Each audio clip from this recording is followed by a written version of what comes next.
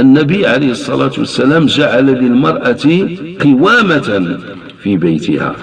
القوامة على ما دون زوجها من مال وأولاد وحرمة البيت، فالمرأة قوامة على هذا، كما أن الرجل قوام على زوجته وأولاده، بمعنى راع لمصلحتهم، وليس القوام كما قلنا بالمفهوم الغبي ديال نفخ كتافك وبقى تصلخ في المرأة في الصباح وفي العشية. لكن يا إخوان، هاد الجمعيات النسوية ديال 8 مارس ما كينصفوش، ما كيبغيوش يقولوا الحقيقة، لأن معظم الناس اللي كيتصرفوا هاد التصرفات إما مدمن على الخمر، أو مدمن على التدخين، أو مدمن على القمار، أو مدمن على المخدرات، أو له علاقات غير شرعية مع النساء الأخريات، يعني كيربط علاقات ديال الفساد ديال الزنا مع وحدينات اخرين، كتولي كتبان لي المراه ديالو غير الزبل، كتولي تبان لي المراه لا شيء. وشكون اللي كيتحمل هذه المسؤوليه؟ واللي كيتعاطى المخدرات شكون اللي كيتحمل هذه المسؤوليه؟ واش الاسلام؟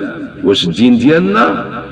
واللي كيتعاطى الخمر وكيجي ويهين زوجته وكيضربها، وديما الجيران كيفكوا والدراري كيبكيو وكذا، شكون اللي كيتحمل هذه المسؤوليه؟ واش الاسلام؟ وانت غادي في هذا الباب. واللي كيلعب القمر منين كيولي كيسرق من البيت ديالو، اللي شراتها مسكينه المراه وفرات شويه الفلوس وشرات شي حاجه زوينه كيخليها حتى ما تكونش وكيسرقها وكيمشي يبيعها وتيمشي يقمر بها، ومنين كيمشيو ليه الفلوس ما كيبقاوش عنده الفلوس، كيجي يبقى يخوي الغدايد في المراه، يبقى يسلخ فيها، يبقى يدق فيها. هذا الشيء كلشي شكون اللي مسؤول عليه؟